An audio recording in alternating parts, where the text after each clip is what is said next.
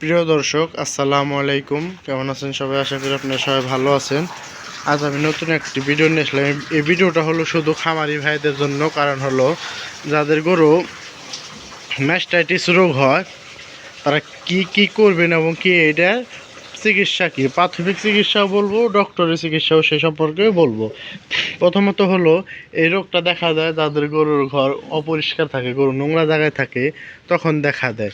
আর হলো, গাভী যখন কিনা করেন, দুধ দহন করেন, তার পাশাপাশি ওদেরকে আধা ঘন্টার ভিতরে খাওয়ান দিবে, আধা ঘন্টার ভিতরে শুতে দিবেন না।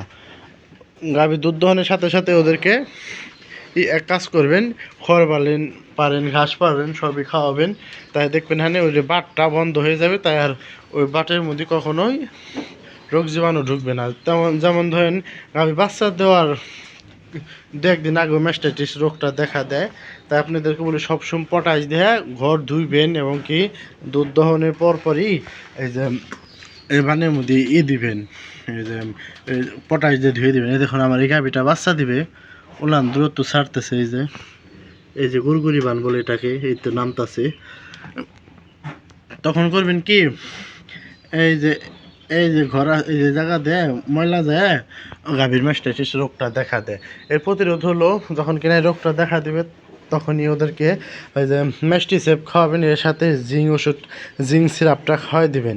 দেখবেন না দ্রুত গরু ঠিক হয়ে যাবে। তাও যদি একবার গরু দ্রুত যদি ঠিক না হয়, তখন হলেই করবেন ওই যে গরম পানি করবেন। গরম পানি না দিলেও চলবে। ওই যে ঠান্ডা পানি আছে, বরফ পানি না, যে জায়গায় ফুলে গেছে সেই জায়গা দিয়ে ধরবেন। ধরার সাথে সাথে দেখবেন হ্যাঁ নরম হবে, ধরলে বাদে নরম হবে। আর করবেন, অনবরত টানতেই থাকবেন। টানলে বাদে দেখবেন হ্যাঁ দুধ না কখনোই জমতে দিবেন না, আর কোনো ইনজেকশন দিবেন না। গরুর যখন কিনা ম্যাস্টাইটিস রোগটা হয়, সে গরু কখন ইনজেকশন দিবেন না। ইনজেকশন দিলে বাদে দুধ শুকিয়ে যাবে।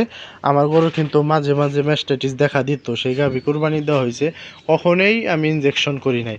যেমন ধরেন, স্বপ্নরাজের মা প্রথম বিয়ে নেই, যখন কিনা স্বপ্নরাজ হলো, তো সেই বছরেই কয়েকবার ম্যাস্টাইটিস রোগটা দেখা দিয়েছিল আমার এই গাভীটাকে।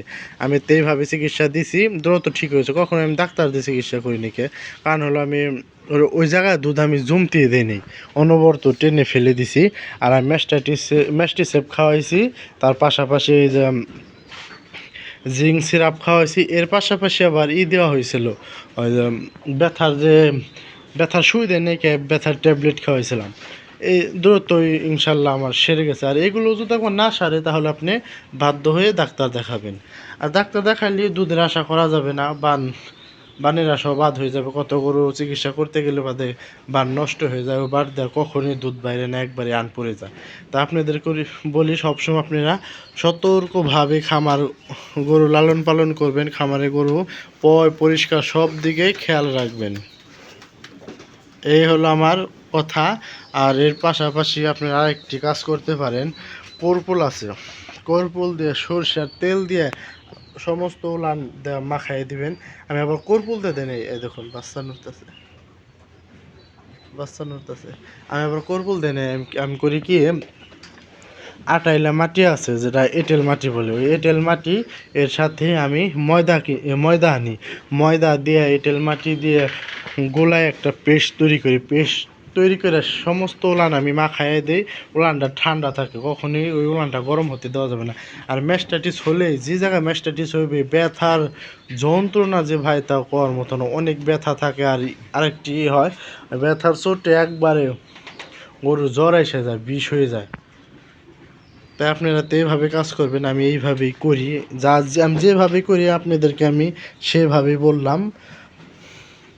তাই সবাই ভালো থাকবেন, সুস্থ থাকবেন। আর আমার ভিডিওগুলো ভালো লাগলে বাদে লাইক কমেন্ট শেয়ার করবেন। তো সবগুলো গরুকে সাইলেজ খেতে দিছি, এই দেখুন সাইলেজ, এগুলো হলো সাইলেজের প্রধান উপকরণ। তাই সবাই ভালো থাকবেন, সুস্থ থাকবেন। আসসালামু আলাইকুম।